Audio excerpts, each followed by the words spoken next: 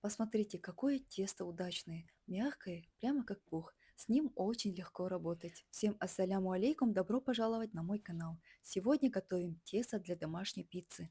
В миску всыпаем 1 килограмм муки. У меня самая обычная пшеничная мука первого сорта.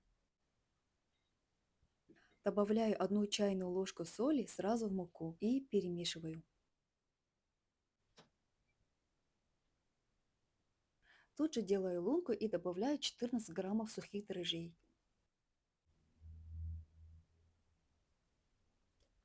100 граммов растительного масла. И, наконец, добавляю 600 граммов воды. Чтобы тесто быстрее поднялось, можно использовать теплую. Теперь перемешиваем и замешиваем мягкое тесто. Сначала перемешиваю лопаткой, затем начинаю замешивать руками. Причина, почему в этом рецепте соль добавляют в муку, а не в воду, в том, что соль высокой концентрации замедляет работу дрожжей.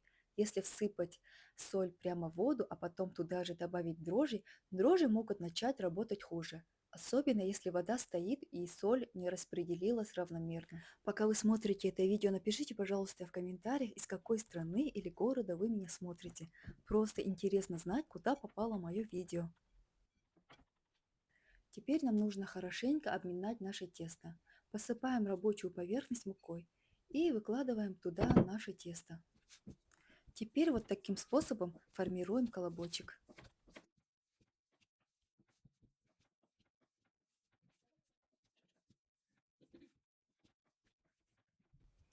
Я сейчас хочу готовое тесто переложить в чистую емкость. Сначала смазывая ее маслом, потом уже выкладывая наше тесто. Но вы можете этого и не делать. Сверху тоже смазываю растительным маслом. Это делается для того, чтобы сверху наше тесто не высохло. Накрываю полотенцем, оставляю тесто в теплом месте примерно на 1 час. Прошел час. Посмотрите, какое оно стало воздушное, поднялось просто как облачко.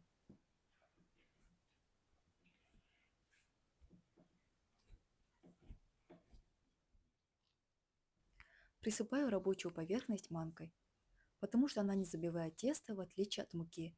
Тогда тесто не липнет и получается нежнее. Теперь выкладываем наше тесто на стол.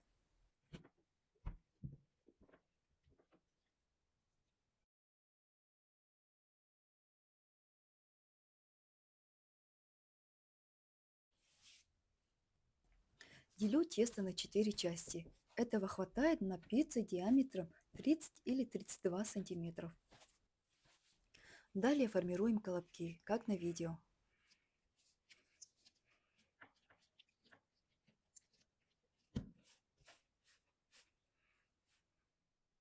Накрываем полотенцем и даем им немного постоять, минут на 10 или 15.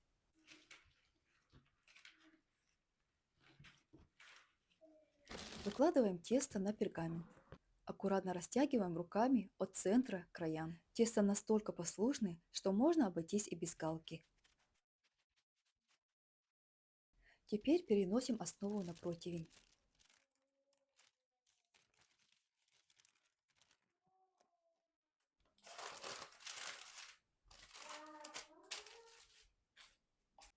Смазываем кетчупом или томатным соусом.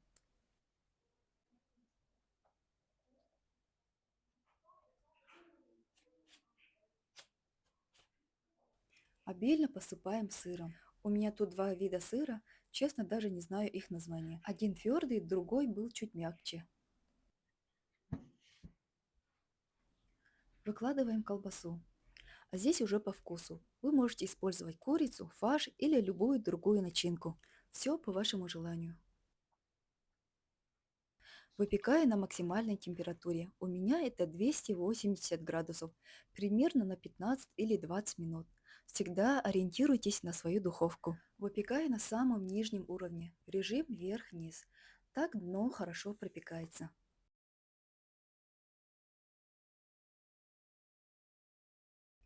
Наша пицца готова. Аромат просто невероятный. Давайте разрежем.